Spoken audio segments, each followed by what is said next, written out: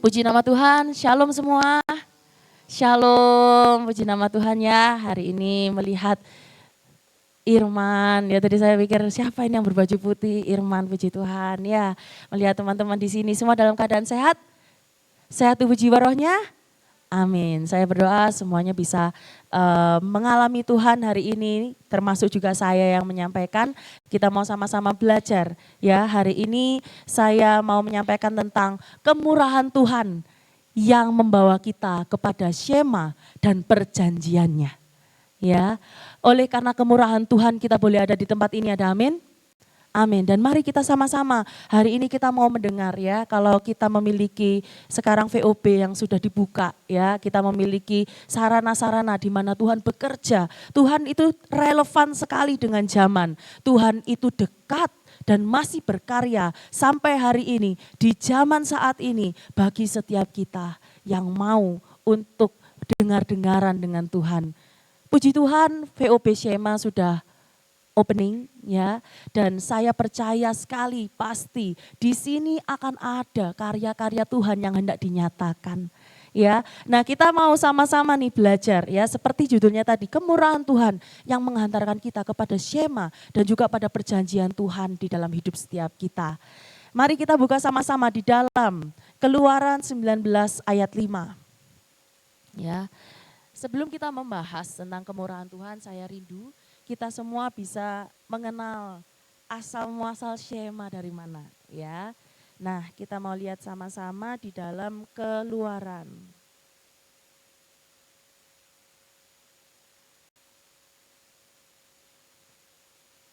Keluaran 19 ayat 5. Jadi sekarang jika kamu sungguh-sungguh mendengarkan firman-Ku dan berpegang pada perjanjian-Ku, maka kamu akan menjadi harta kesayangan-Ku sendiri dari antara segala bangsa, sebab Akulah yang empunya seluruh bumi. Yuk kita mau baca sama-sama 3, 2, 1. Jadi sekarang, loh Cihana nggak baca Cihana. Ayo kita tunggu sampai Cihana baca. 3, 2, 1. Jadi sekarang jika kamu sungguh-sungguh mendengarkan firman-Ku dan berpegang pada perjanjian-Ku, maka kamu menjadi harta kesayangan-Ku sendiri dari antara segala bangsa, sebab Akulah yang empunya seluruh bumi. Jika diambil dari bahasa Ibraninya yang diindonesiakan ya, jika kamu Shema, ya, diulang kata Shema 2 kali di sana. Jika kamu Shema terhadap firman-Ku dan berpegang kepada perjanjian-Ku, maka kamu akan jadi harta kesayangan-Ku. Ya, Shema di sini artinya adalah sungguh-sungguh kita mendengarkan firman Tuhan.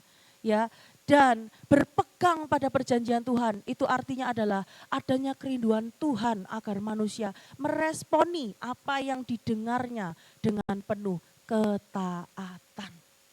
Ya. Nah, Shema di sini ya, itu berarti kita mendengar dengan penuh perhatian. Ya. Kita bisa mendengar suara burung, kita bisa mendengarkan suara anjing menggonggong. Tapi siapa yang paham maksudnya? Ya, kita bisa mendengarkan suara sound engineer, kita bisa mendengarkan suara mesin dan lain-lain. Tetapi apakah itu yang disebut dengan Shema? Tentu bukan, saudara-saudaraku. Ya, Shema artinya adalah ketika kita mendengar, kita memberi perhatian dan tidak hanya stop sampai di sana, tetapi kita juga meresponinya. Taat seringkali menjadi hal yang ditakutkan oleh orang Kristen. Karena apa? Karena taat seringkali ya mungkin menuntut kita untuk membayar harga, menuntut kita untuk mungkin merelakan sesuatu di atas mezbahnya. Taat berbicara pengorbanan. Ya, itulah yang membuat apa? Banyak anak-anak Tuhan ketika sudah ngomong taat akhirnya menutup mata. Ini bukan bagianku, tapi kalau sudah ngomong berkat, yes, amin, haleluya. Bersorak bagi Tuhan, amin. Yang aminnya paling kenceng, dapat jodoh duluan. Amin gitu ya, tapi bukan di gereja ini kok saya percaya ya Vincent ya. Amin dalam hati Vincent ya. Nah jadi kita kembali, taat seharusnya nggak susah. Karena kalau kita melihat definisi taat yang dikaitkan dengan Shema ini, taat sebenarnya adalah melaksanakan apa yang kita dengar dari pribadi yang maha tahu dan pribadi yang berkuasa atas kita. Tuhan punya hak karena dia yang paling tahu. Dan yang kedua, Tuhan itu maha kuasa. Dikatakan dialah yang menciptakan langit bumi dengan segala isinya. Kita pun ciptaannya, dia tahu yang terbaik bagi setiap kita. Dulu di salah satu waktu itu saya juga pernah menyampaikan, herannya manusia adalah apa? Mereka merindukan perjanjian, mereka merindukan kekekalan. Dengan mulutnya menyembah Tuhan. Dengan mulutnya dia berkata, aku merindukan engkau Tuhan. Tetapi di sisi yang lain ketika Tuhan yang maha tahu, yang satu-satunya pribadi yang paling tahu jalan kekekalan itu kemana, menuntunnya. Mereka berkata, tidak, harusnya ke sini, ke sana. Aku tidak mau, aku mau di sini, aku mau di sana. What's going on? Ya, kita mau belajar sama-sama. Ya hari ini tentang what's going on-nya terlebih dahulu. Sebab tanpa kunci ini kita pegang. Shema hanyalah sebuah mimpi dan omong kosong. Ya, itu hanyalah sebuah jargon tanpa dihidupi.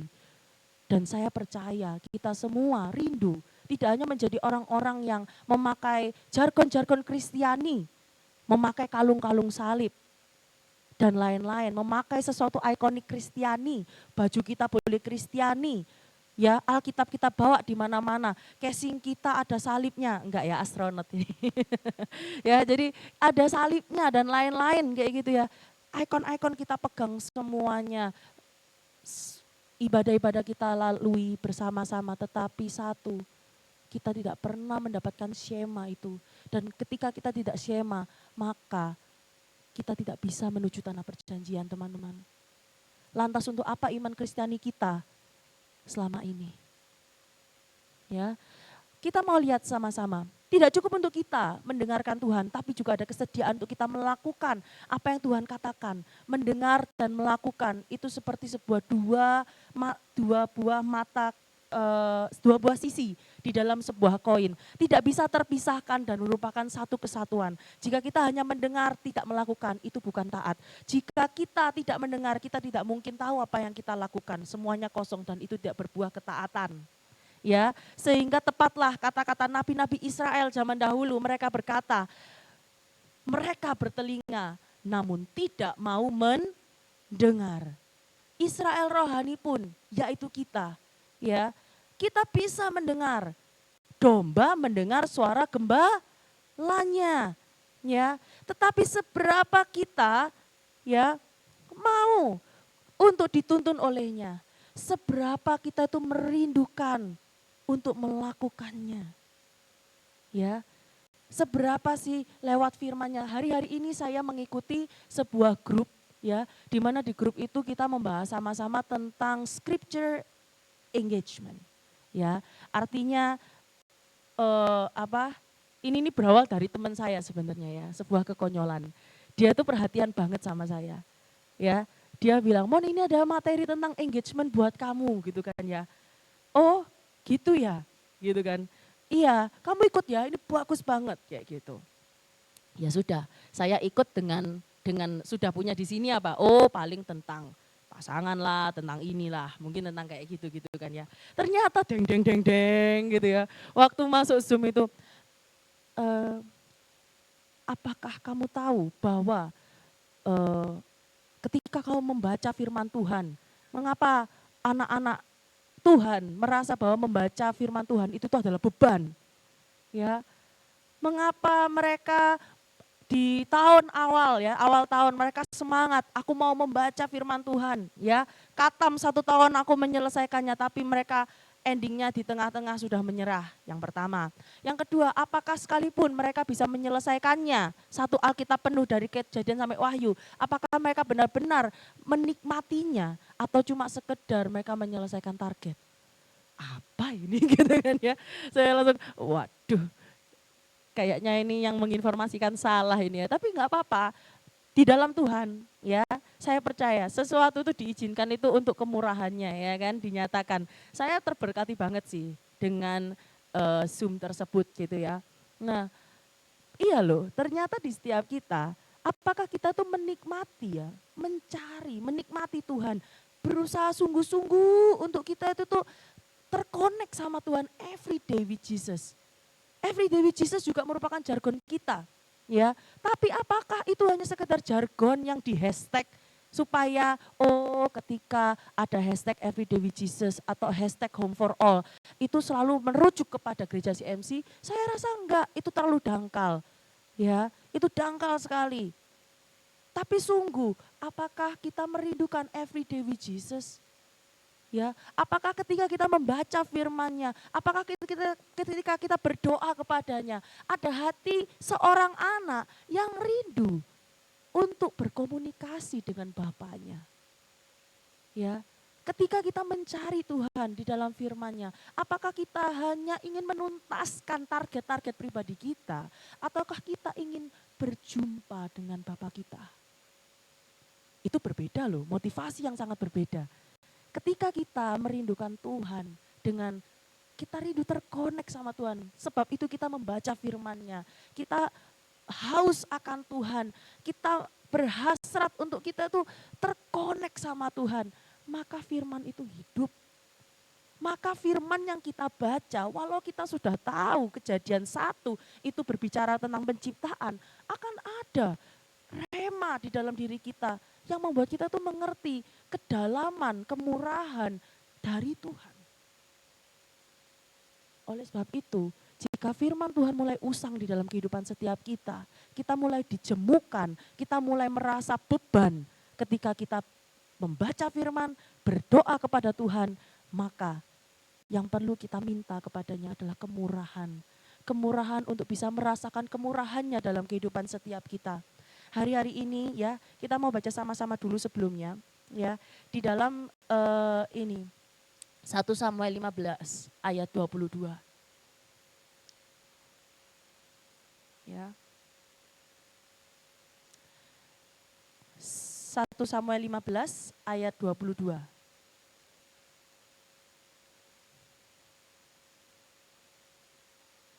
Oke. Tetapi jawab Samuel, ya.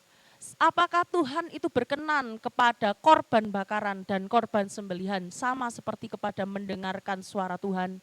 Sesungguhnya mendengarkan lebih baik daripada korban sembelihan, memperhatikan lebih baik daripada lemak-lemak domba jantan.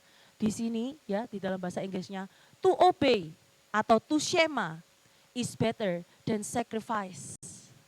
Ya, untuk kita benar-benar taat dan melakukan apa yang menjadi kehendak Tuhan, untuk kita memberi perhatian, memberikan hati kita kepada Tuhan, itu lebih utama daripada sekedar rutinitas kita sebagai seorang Kristiani. Ya, ada sebuah kedalaman ketika kita tidak menjadikan Tuhan itu sebagai sebuah rutinitas. Dan jikalau iya kita menjadikan Tuhan sebagai rutinitas, maka kita perlu meminta hatinya. Hari ini kita mau melihat apa sih yang menyebabkan manusia, ya kita sendiri, ya itu dapat shema dan juga dapat berpegang teguh di dalam perjanjiannya Tuhan. Kalau kita mau melihat bersama-sama hari-hari ini, saya sangat terberkati sekali oleh kisah Yusuf. Kita tahu kisah Yusuf. Yusuf yang dia dibuang oleh saudara-saudaranya, kemudian dia harus diasingkan di Mesir, kemudian dia dipenjara, ya kan? Dia difitnah, dipenjarakan lagi, ya toh. Dan akhirnya endingnya dia menjadi seorang raja. Banyak kita itu melihat kejadian itu, cerita itu, ketika kita membaca, kita itu seolah-olah, oh ini pasti dia menang lah, kan Tuhan di pihaknya. Kayak gitu, kita sudah tahu.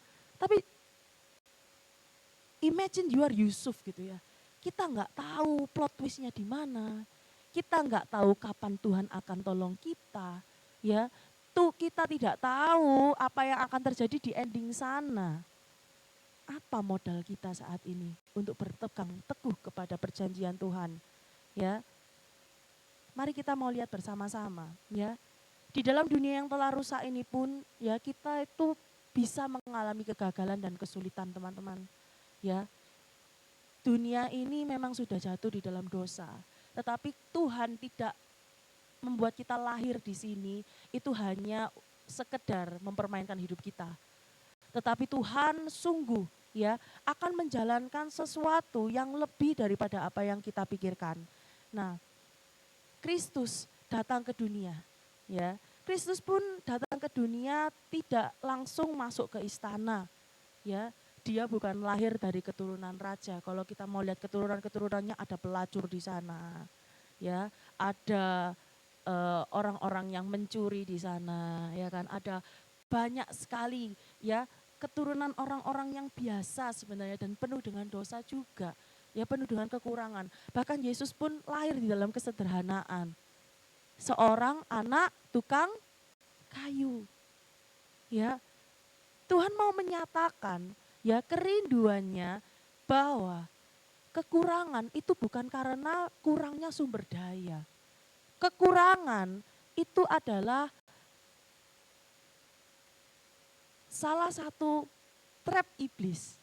Ya, salah satu tipuan iblis, muslihat iblis. Karena apa? Karena saya percaya ketika kita melihat perjalanan Yesus yang di mana dia itu adalah orang biasa juga.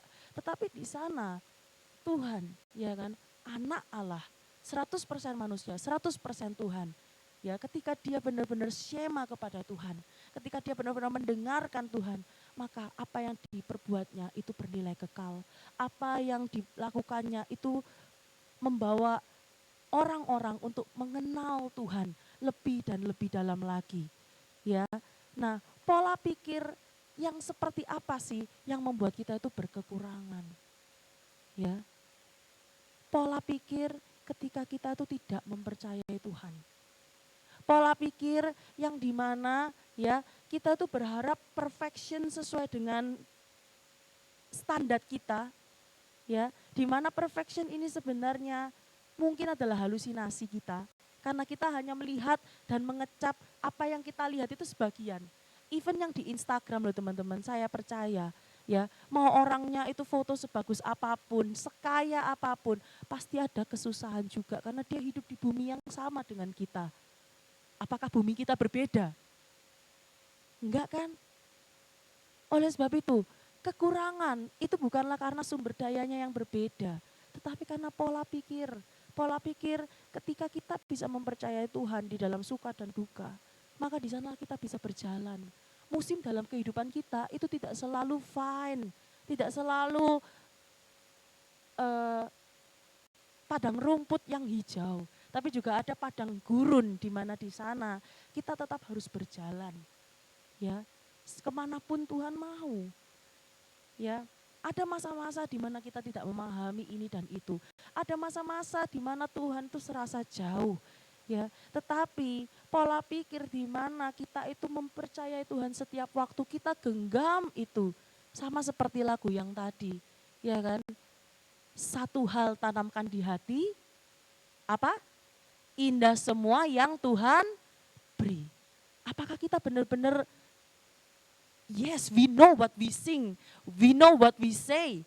Ya, apakah kita benar-benar tahu makna terdalam dari itu?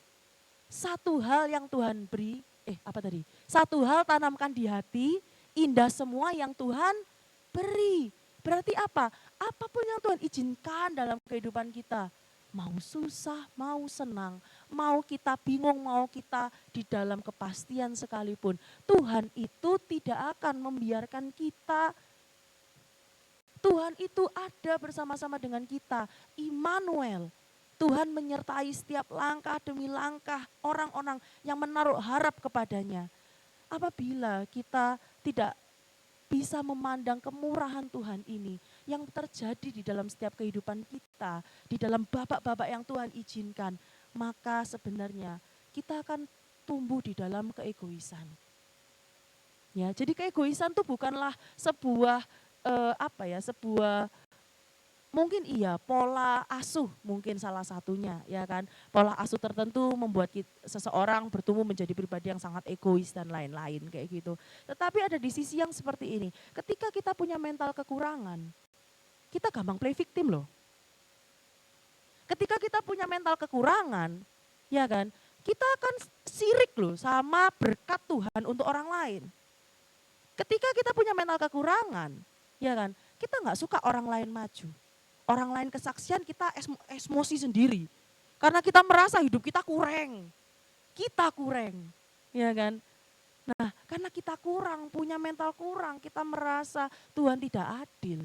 Sehingga akhirnya semuanya harus tertuju kepada kita. Semuanya berfokus kepada kita. Bukankah Tuhan yang memberi, Tuhan yang mengambil? Kemarin saya juga sempat share waktu di Rekom, justru ketika ya kamu mendapat tanpa kamu berdoa, dan kamu merasa kamu percaya diri dengan pilihan kamu, hati-hati ya.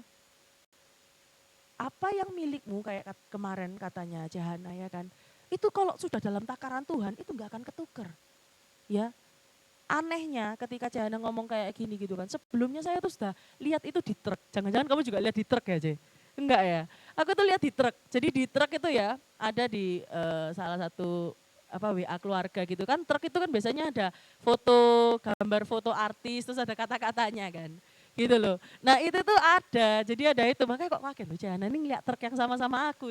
Saya mikir gitu. Karena itu persis banget ya, apa yang sudah tertakar tidak akan tertukar kayak gitu kan. Wah gitu ya, dan aku percaya itu. Aku percaya Tuhanku ya tidak akan menunda-nunda berkat bagi setiap kita. Tuhan terlebih rindu untuk kita tidak masuk di dalam tipuan iblis. Syema dan taat itu bukan karena Tuhan itu otoriter kepada setiap kita. Tetapi karena Tuhan itu maha kuasa. Dia sudah bermurah kepada setiap kita. Dia gagal, bukan Tuhan gagal. Saat Israel gagal, ya, untuk mendengarkan Tuhan, mereka terus dan terus dan terus jatuh lagi. Sehingga apa? Tuhan sendiri akhirnya datang. Dirinya sendiri datang. Dia buktikan bahwa aku yang berjanji, aku akan menggenapi. Dan apakah pengorbanan Tuhan itu begitu rendahnya? Sampai pada hari ini itu tidak bernilai apapun? Enggak teman-teman, enggak saudaraku. Ya, kita semua masih bisa merasakan kemurahan Tuhan itu di dalam setiap babak di dalam kehidupan kita. Sedih dan senang itu adalah babak dari kehidupan. Kita nggak bisa hentikan itu. Ya, tetapi jikalau itu diizinkan oleh Tuhan, maka ya maukah kita datang kepadanya untuk kita bisa merasakan kemurahan Tuhan di babak kali ini. Aku percaya kemurahan Tuhan itu tiada habisnya. Ada hal-hal yang kita itu bisa merasakan Tuhan itu dari kesenangan. Hal yang menyenangkan kita memuji Tuhan. Tapi di sisi yang lain ada hal-hal yang hanya melalui kesedihan dan keputusasaan Tuhan bisa berbicara di sana, menjamah hati kita, membuat kita merasakan bahwa Tuhan adalah pilihan terbaik di dalam hidup kita, tiada yang lain. Membuat kita hanya berharap kepada Tuhan, membuat kita hanya tertuju dan fokus kepada Tuhan, bukan yang lain. Dan itu tidak bisa diajarkan oleh bapak yang senang. Babak sedih dan senang, semua punya takarannya masing-masing. Semua menghasilkan kemurahan Tuhan dengan jalannya yang berbeda-beda. Oleh sebab itu, rangkul semua, peluk semua, dan katakan di dalam nama Tuhan Yesus, aku rangkul semua untuk aku bisa merasakan Immanuel dalam hidupku. Ya, nah, hanya dengan menerima kemurahan Tuhan ini, kita dapat syema loh teman-teman. Tuhan menganugerahkan dirinya sendiri. Kekacauan di dunia, ya, Tuhan tuh bergabung dengan kekacauan di dunia ini untuk menjadi teladan bahwa kemurahan Tuhan tuh masih ada, ya, dan Tuhan sungguh dapat dipercaya. Pikiran yang berkelimpahan dalam berkelimpahan membuat seseorang tuh mampu berkorban loh teman-teman. Karena dirinya tahu dia telah mengecap kemurahan tersebut. Dia tidak berkekurangan sesuatu ketika dia memberi. Dia tidak merasakan kekurangan apapun karena Tuhan telah memberi jauh lebih banyak, jauh lebih limpah dari apa yang dia bisa berikan. Oleh sebab itu, cinta akan rumahnya menghanguskan setiap kita. Kita nggak perlu lihat siapa yang, pokoknya Tuhan minta kita melakukan sesuatu terhadap seseorang, even itu musuhmu. Do you want to grow in the next Shema? Apakah kita mau ketaatan kita itu berbuah pengalaman dengan Tuhan yang jauh lebih dalam dari apapun juga? Jika iya, maka kita tak akan berbantah. Paling yang sakit itu apa sih? Harga diri kita. Ya, paling yang sakit itu keegoisan kita. Paling yang sakit itu adalah daging kita. Tapi bukannya daging itu memang harus berkurang dan Tuhan yang semakin besar. Ya, nah kita mau sama-sama baca di Markus 12 ayat 28. Markus 12 ayat 28.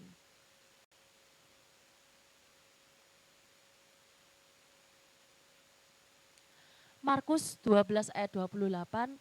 Lalu seorang ahli Taurat yang mendengar Yesus dan orang-orang Saduki bersoal jawab dan tahu bahwa Yesus memberi jawab yang tepat kepada orang-orang itu, datanglah kepadanya dan berkata, hukum mana yang paling utama?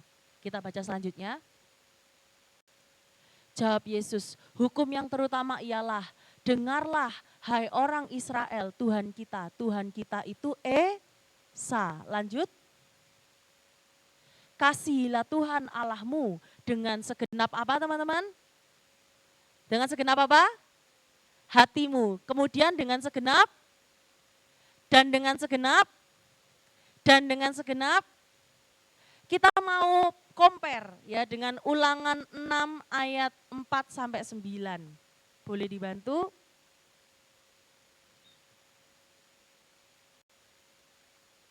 Ya.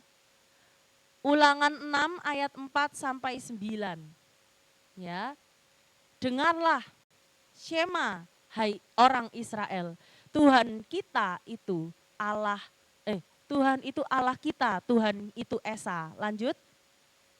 Kasihilah Tuhan Allahmu dengan segenap hatimu, dengan segenap jiwamu, dan dengan segenap kekuatanmu. Ya, sampai di sini dulu. Ya, kita mau lihat sama-sama. Ketika di dalam perjanjian lama Tuhan berkata, ya kan, kasihilah Tuhan Allahmu dengan segenap hati, dengan segenap apa lagi tadi? Jiwa, dan dengan segenap kekuatan. Di perjanjian baru, ya kan, Tuhan berkata, ditambahkan dengan segenap akal budimu. Apa maksudnya ini? Ini ayat yang dari dulu-dulu saya tuh bingung. Ya, dengan segenap apa aja sih gitu ya. Ternyata di perjanjian lama itu ada 3 dan kemudian di sini ditambahin akal budi. Ya, berarti apa? Tuhan menginginkan keseluruhan hidup kita itu untuk menjadi lensa kehidupan yang harus terlihat. Ya, jangan jadikan hukum Tuhan itu sebagai perintah yang harus ditaati untuk beroleh surga maupun neraka. Oh, kalau aku nggak nurut, aku nanti dihukum, aku nanti akan sial. Oh, nanti aku akan mendapat neraka. No, that's not right. Neraka tidak pernah diciptakan untuk manusia. Neraka adalah tempatnya iblis. Dan Tuhan rindu kita tidak masuk di dalam tipuan-tipuan iblis. Tuhan rindu agar kita bersama-sama dengan Tuhan beroleh kekekalan. Oleh sebab itu di dalam perjanjian baru dikatakan dengan segenap akal budimu. Lakukanlah itu.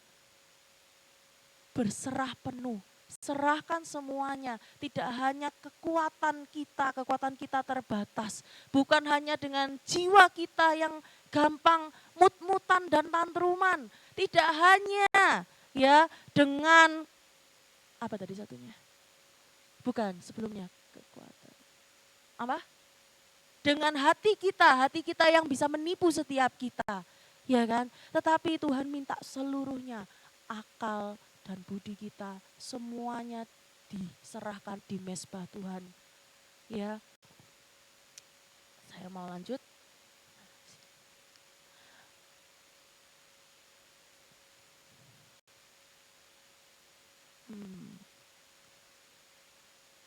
Nah, hasil dari kita berurusan dengan Tuhan atau memperkarakan setiap hal di tangan Tuhan, ya, itu adalah kita akan mengecap kasih-Nya, ya, dan di dalam kasih Tuhan itu tidak ada ketakutan, melainkan roh yang membangkitkan ketertiban. Kita mau nggak sih engage? Kita mau nggak sih terhubung dengan Tuhan, menikmati Tuhan di setiap babak di dalam kehidupan setiap kita? Karena hanya dengan itulah kita akan menjadi orang-orang yang teguh di dalam perjanjiannya. Kita bukan lagi orang yang transaksional sama Tuhan. Aku udah kasih segini loh Tuhan, kenapa kau beri hidupku seperti ini? Kenapa sih Tuhan, aku tuh sudah melakukan yang terbaik, tapi aku masih aja di komplain terus dan lain-lain. Kita nggak akan jadi orang yang transaksional, tetapi kita akan menjadi orang-orang ya yang di dalam suka dan suka, amin ya, suka dan duka ya kan. Kita itu akan menjadi orang-orang yang apa? Kita akan menjadi orang-orang yang menyaksikan Tuhan membawa kita pada kemenangan satu, kepada kemenangan yang selanjutnya, kepada iman yang selanjutnya, sampai pada kekekalan. Ya, nah, seorang yang mau dipakai oleh Tuhan, ya, atau hendak dipakai oleh Tuhan, diurapinya, itu harus berjalan di satu jalan ini loh. Gak ada enggak. Jalan yang harus dilalui oleh mereka adalah jalan penyerahan. Semua suka berkat. Tahukah kamu sebelum ia memberkati kamu, ia harus meremukkan dagingmu dulu. Ya. Yusuf, meskipun di ceritanya dia itu adalah korban dari sebagian besar cerita ya. Wah, korbannya ini Yusuf ini pasti. Yang jahat itu adalah kakak-kakaknya dan lain-lain gitu. Tetapi aku percaya di ending Yusuf berkata, aku mengampuni kalian. Ngomong sama saudara-saudaranya ya kan. Dia mengampuni saudara-saudaranya dan berkata, manusia bisa mereka-rekakan yang buruk kepadaku, tetapi ya Tuhan dapat mereka-rekakannya balik untuk menjadi apa? Keselamatan bagi bangsa. Itu bukan kata-kata yang main-main loh. Itu adalah kata-kata dari orang yang sudah berdamai dengan jalan-jalan Tuhan. Dia tidak lagi mempersalahkan orang-orang yang melupakannya. Ya mungkin kemarin sempat KTB sama Cecil, KTB sama Ika juga. Aku cerita tentang rema yang aku dapat. Dia sempat dilupakan oleh juru minum. Ya, jadi juru makanan waktu itu di dalam penjara dengan juru minum sama Yusuf, ya toh. Juru makanannya meninggal, ya. Kemudian juru minumnya ini diangkat. Nah dia bilang, kamu ingat aku ya? Iya, kayak gitu. Singkat ceritanya, nanti kalian bisa baca sendiri di Alkitab. Nah ternyata dilupakan 2 tahun. Gimana ya? Kalian coba bayangkan. Kalian jadi juru minuman, antara hidup dan mati loh kalian tuh sudahan. Tapi kalian melupakan janji kalian terhadap orang yang di penjara itu. Itu bukan melupakan, itu tidak memprioritaskan. Ya, wah aku udah banyak banget ini, udah pas pokoknya ya wis lah orang di penjara ya wis lah, pokoknya gak mati. Ya kan, pokoknya aku ini dulu lah ya, aku ngerjain tugas-tugasku dulu aja lah buat raja, biar raja seneng. Banyak event nih dan lain-lain. Itu bukan dilupakan karena dia lupa, moro-moro dia amnesia nggak inget Yusuf. Enggak, dilupakan di sini, itu artinya dia tidak diprioritaskan. Baginya Yusuf itu ya sudah, yang nolong aku, that's it. Artinya apa di sini? Sekalipun orang-orang melupakan kita, kebaikan kita itu mungkin tidak diindahkan oleh orang-orang di sekeliling kita. Bukankah Tuhan yang melihat itu sudah lebih dari cukup? Dan Tuhanlah yang akan membalas dengan caranya yang ajaib. Manusia memang tempatnya lupa, tempatnya salah, tempatnya kilaf ya. Tetapi ya toh, Tuhan tidak akan pernah melupakan sehingga mata kita tertuju kepada Tuhan saja. Maka kita tidak akan terseok-seok dan tersandung-sandung di dalam kehidupan kita. Mau dibales kek, mau diinget kek, mau dilupakan kek, dicampakkan kek, difitnah balik kek. We did this. Ya kan? Only for God's sake. Kita melakukan semuanya ini karena kita mau engage lebih lagi dengan Tuhan kita. Tidak ada yang lain, itu saja. Maka kita tidak akan terseok-seok di dalam perjalanan dan pertandingan iman ini saudara-saudaraku. Kita nggak akan jadi mudah sirik, kita nggak akan mudah play victim. Ya, Yusuf harus dikosongkan dan bertumbuh dalam penyerahan sekian lamanya sebelum Tuhan jadikan dia raja. Ya, Tuhan mau memurnikan kita, menghaluskan kita, ya, sehingga kita itu mungkin mengalami yang namanya menunggu, kehilangan, menangis, disalahpahami, agar kita mengerti artinya penyerahan total. Ya, banyak yang ingin kisah terindah, tapi tidak mau ceritanya itu diserahkan kepada Tuhan dan tidak mau Tuhan untuk membentuk jiwanya. Sebelum mahkota kemenangan itu ada, Yesus pun merasakan mahkota duri. Sebelum kemuliaan itu terjadi, ada proses diremukkan terlebih dahulu. Seorang hanya akan bisa dipakai oleh Tuhan jika ia syema. Ia akan syema jika ia mengenal kemurahan Tuhan dalam setiap kondisi dalam hidupnya. Kemurahan Tuhan akan bisa kita rasakan kalau kita mau berserah penuh dan itu tidak bisa diganti. Ya, proses ini adalah proses yang pasti akan terjadi bagi setiap anak-anak Tuhan. Tetapi cara kita meresponi tidak akan sama ketika kita tahu bahwa Tuhan tidak akan pernah memberikan ular pada yang meminta roti. Sekalipun hilang akalmu, kenapa ini semua harus terjadi? Tetapi Tuhan itu layak untuk kita percaya seumur hidup kita. Ada amin saudaraku? Amin. Ayat penutup dari saya. 1 Tawarik 16 ayat 8 sampai 25. Kita mau baca bergantian boleh?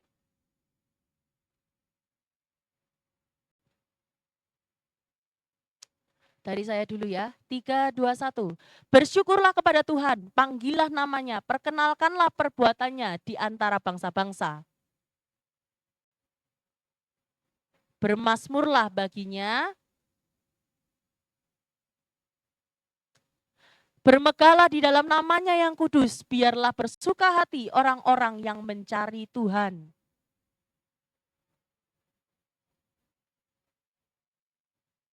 12. Ingatlah perbuatan-perbuatan ajaib yang dilakukannya, mujizat-mujizatnya, dan penghukuman-penghukuman yang diucapkannya.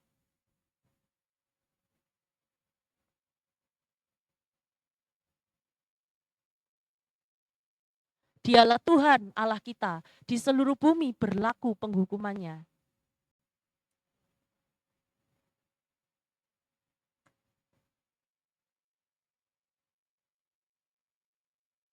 Yang diikatnya dengan Abraham dan akan sumpahnya kepada Ishak.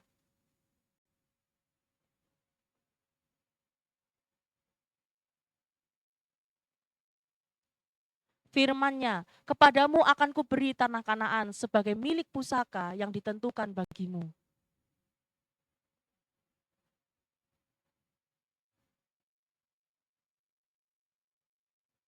Dan mengembara dari bangsa yang satu ke bangsa yang lain, dan dari kerajaan yang satu ke suku bangsa yang lain.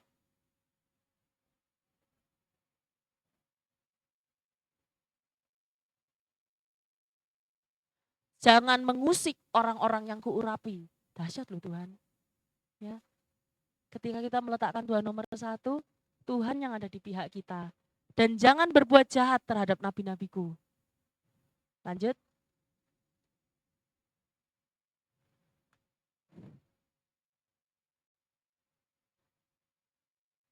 Ceritakanlah kemuliaannya di antara bangsa-bangsa dan perbuatan-perbuatannya yang ajaib di antara segala suku bangsa.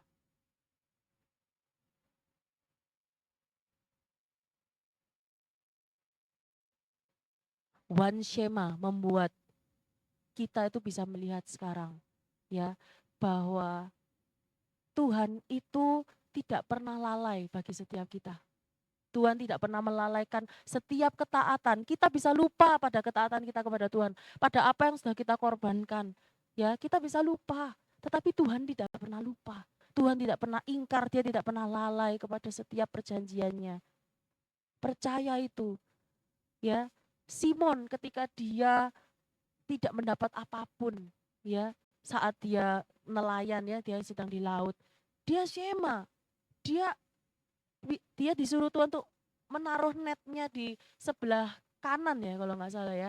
Itu dia lakukan dan lihat dia yang semula memanggil Tuhan guru. Dia akhirnya bilang engkaulah Tuhan. Mungkin sekarang Tuhan di hati kita itu adalah guru. Menuntun kita ke sini dan ke sana. Tapi dengan skema kita akan masuk. Iya, Tuhan adalah Tuhan. Let God be God in my life. Kita membiarkan Tuhan, ya. Selama ini kita mungkin bilang, iya Tuhan adalah Tuhanku, Tuhan adalah Rajaku. Tetapi ketika kita shema, taat, berhasrat menikmati Tuhan di dalam setiap keputusan-keputusan kita, maka kata Dia adalah Tuhanku itu tidak lagi hanya sekedar slogan, tidak hanya sekedar jargon, tetapi benar-benar kita tahu betul Kau berotoritas atasku, aku percaya padamu, hidupku paling aman adalah di tangan Tuhan. I give you my life, Lord. Ya, One Shema membuat kita memiliki one deeper engagement with God. Jadilah lembut untuk mendengar dan jadilah berani untuk taat. Ya, listen deeply, respond fully, no matter the cost. Dengarkan dengan penuh perhatian. Responi dengan sungguh-sungguh, apapun harganya. Let God be God in our life. One Shema, one changes. Jangan mau hanya menjadi Kristen, ya, yang sudah susah payah, ya, membangun di bumi sampai di surga, ya kan, di depan pintu kekekalan kita tidak dikenal oleh Tuhan. Ya, di bumi nggak senang-senang, surga pun nggak dapat. Ya, maka kita tahu bumi ini akan berakhir dengan segala isinya. Pengorbanan kita, apa yang kita buang di sini, ya kan, asal itu bernilai kekal. Saya percaya Tuhan akan menepati setiap janji-janjinya bagi setiap kita. Amin. Amin. Baik, mari kita renungan bersama. Saya undang untuk tim PAW bisa maju ke depan.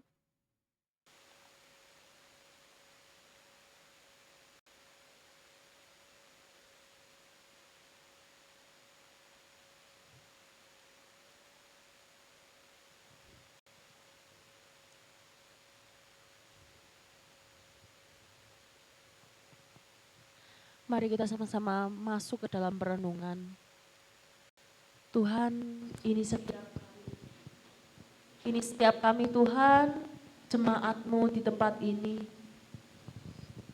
Kami percaya Tuhan kepadamu. Engkau membawa kami Tuhan pada ketaatan satu dengan ketaatan yang lain. Kami kini tahu bukan karena Engkau otoriter Tuhan, namun kamilah yang transaksional kepada Engkau. Kami merasa kami lebih disayang jika kami taat. Kami merasa bahwa kami akan ketinggalan berkat jika kami tidak taat. Dan itu adalah konsep yang salah Tuhan. Engkau adalah pemilik pesta.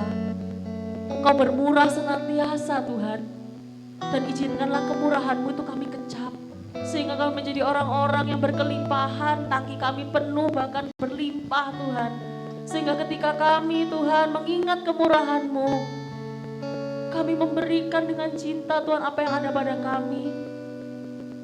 Kami totalitas dengan Engkau, bukan karena kami dibayar, bukan karena Tuhan kami ingin dipuji, bukan karena kami ya Tuhan memiliki kepemilikan yang tinggi atas ini dan itu Tuhan. Tapi kami hanya ingin Engkau. Kami rindu Tuhan menggenapi firman-Mu, cinta akan Engkau menghanguskan kami. Kami rindu bertemu muka dengan Engkau Tuhan. Jangan biarkan kami menjadi orang-orang Kristen yang dangkal Tuhan. Namun biarlah kami boleh bertumbuh di dalam engagement dengan Engkau. Shema kepada Engkau Tuhan. Dan kami boleh berpegang teguh pada perjanjian-Mu sampai akhirnya ya Tuhan. Apapun perjalanan kami, perjalanan diremukan sekalipun Tuhan, Engkau yang menguatkan setiap kami untuk bertahan Tuhan. Engkau yang mampukan kami untuk berjalan. Cinta-Mu itu cukup bagi setiap kami. Kami tidak pernah berkekurangan. Terima kasih Tuhan. Kau telah buktikan cinta-Mu padaku. Kau membayarku dengan hidup-Mu. Ku bersyukur yang ada padaku, semuanya milik-Mu. Ku persembahkan seluruh hidupku di mesbah-Mu. Kau telah buktikan cinta-Mu padaku. Kau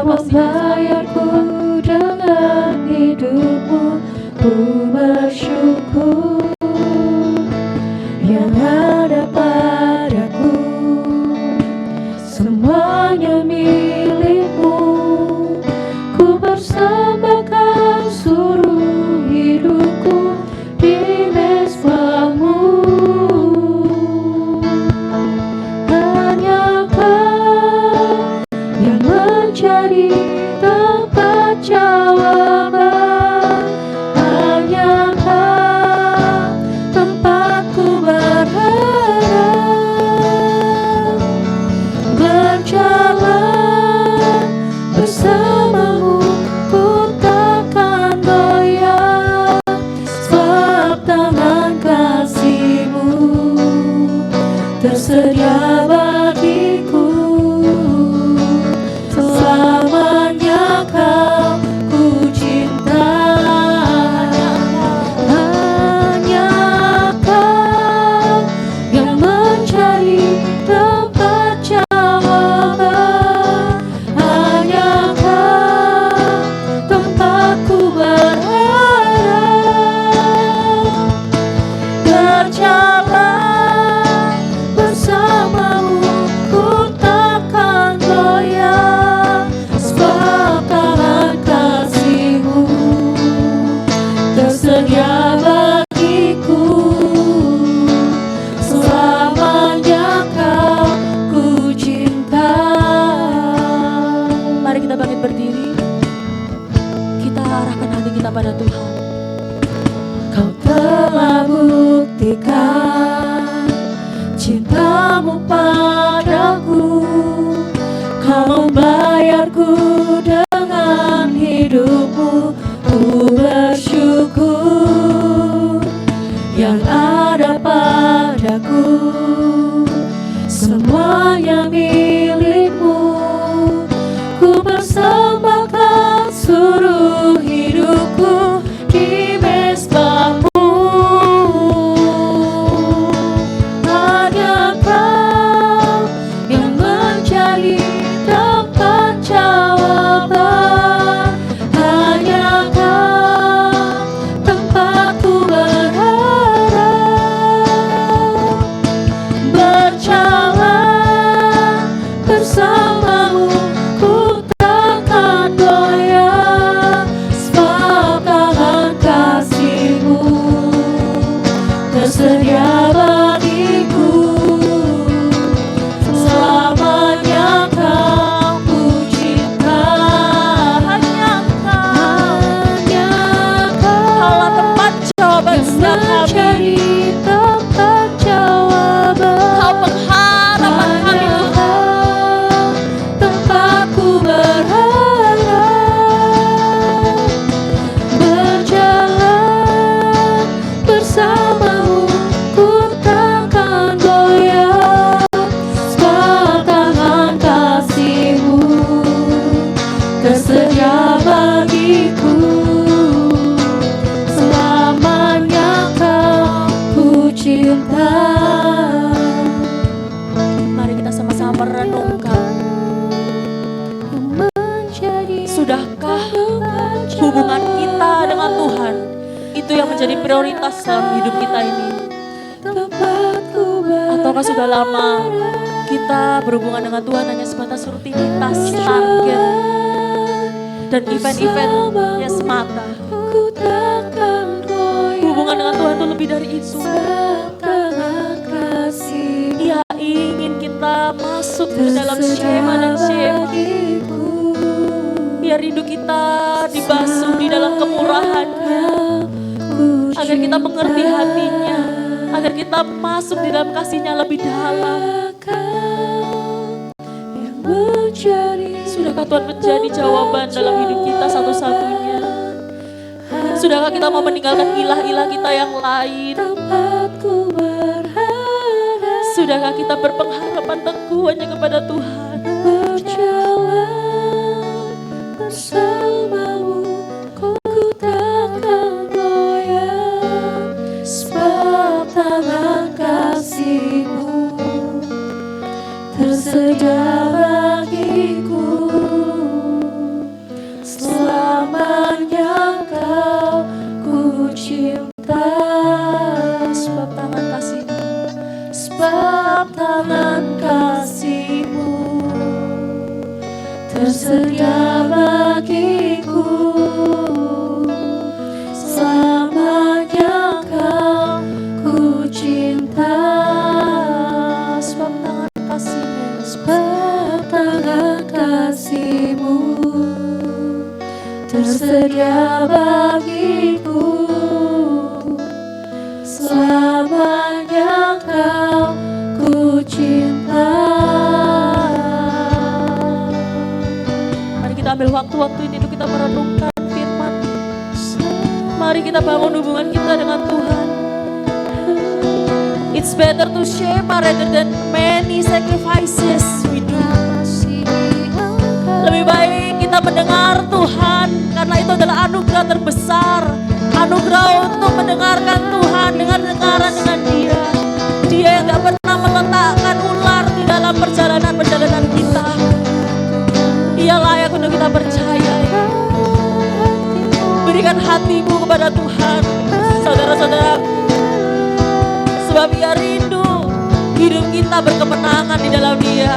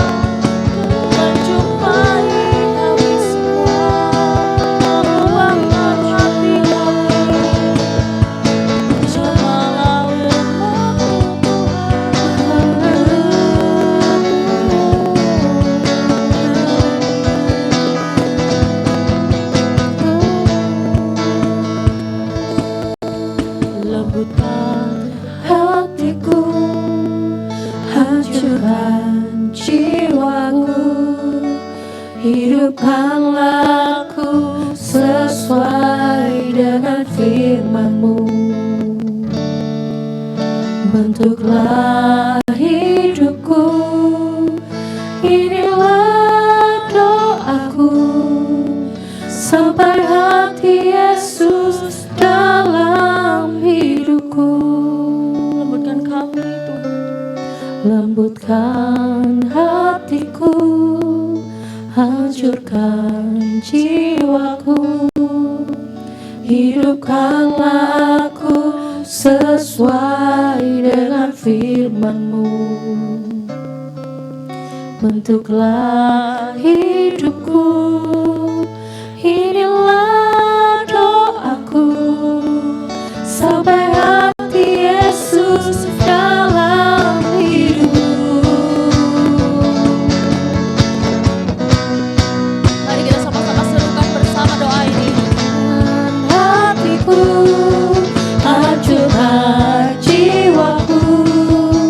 Hidupkanlah aku sesuai dengan firman-Mu. Bentuklah hidupku, inilah doaku, sampai hati Yesus dalam hidupku. Sekali lagi dengan sungguh-sungguh katakan, lembutkan hatiku, hancurkan jiwaku, hidupkanlah aku sesuai dengan firman-Mu. Bentuklah hidupku, inilah doaku, sampai hati Yesus dalam hidupku, sampai hati Yesus dalam hidupku, sampai hati Yesus dalam hidupku. Terima kasih Tuhan. Bentuklah hati setiap kami Tuhan. Karuniakanlah kepada kami syema Tuhan, sehingga kami boleh mendengar dengan penuh perhatian Tuhan, melaksanakan penuh ketaatan Tuhan, karena kami benar-benar mengasihi Engkau. Kami percaya Tuhan, kami mau merangkul Tuhan segala musim di dalam kehidupan kami. Baik musim yang tidak enak Tuhan, padang gurun, maupun musim Tuhan berbuah, berbunga Tuhan. Kami tetap percaya bahwa Engkau tetap ada Tuhan, mendatangkan kebaikan Tuhan di atas segalanya ya Yesus. Bentuk kami Tuhan, tidak hanya menjadi anak-anak-Mu yang biasa Tuhan, tetapi boleh menjadi anak-anak-Mu yang berkenan, sempurna Tuhan di hadapan-Mu. Semakin hari Tuhan, semakin serupa dengan Engkau. Kami percaya Tuhan, anugerah yang besar itu Tuhan memampukan kami Tuhan untuk mendapatkan Tuhan hati-Mu, mendapatkan perkenanan-Mu, dan mengerti Tuhan akan kerinduan-Mu dalam setiap kami ya Yesus. Jadilah jemaat ini, jemaat yang berlomba-lomba Tuhan untuk menggenapi apa yang menjadi kehendak-Mu Tuhan. Biarkanlah jemaat ini boleh bertumbuh di dalam kasih Yesus. Jemaat ini boleh diubahkan Tuhan. Ada hati yang semakin mengenal Engkau. Ada perjumpaan yang manis Tuhan. Sehingga kehidupan kami boleh diubahkan Tuhan hari lepas hari. Diberkatilah hamba-Mu Tuhan Monica. Biarlah dia juga boleh semakin deeper in love with you. Dia boleh semakin mengerti Tuhan apa yang menjadi kehendak-Mu. Perkenanan-Mu ada atas kehidupannya. Mengubahkan kehidupannya, bukan kehidupannya Tuhan, tetapi juga keluarganya. Orang-orang di sekitarnya Tuhan juga akan mengenal akan Engkau ya Bapa. Mimpi-Mu ada Tuhan atas hamba-Mu ini Tuhan. Jadilah seperti apa yang Kau kehendaki benar. Ya Tuhan, terima kasih buat setiap berkat-Mu. Biar benih firman-Mu ini boleh tumbuh di dalam hati kami, berbuah Tuhan lebat demi kemuliaan nama-Mu. Lalu sebentar kami akan memberikan persembahan. Biar Engkau sendiri yang boleh memberkati persembahan ini Tuhan. Biar boleh menjadi berkat untuk setiap karya-Mu di tempat ini Tuhan. Maupun karya-karya-Mu yang lain Tuhan yang mungkin tidak kami mengerti. Kami bersyukur di dalam nama Tuhan Yesus. Haleluya. Amin. Saya persilakan duduk kembali dan saya persilakan kepada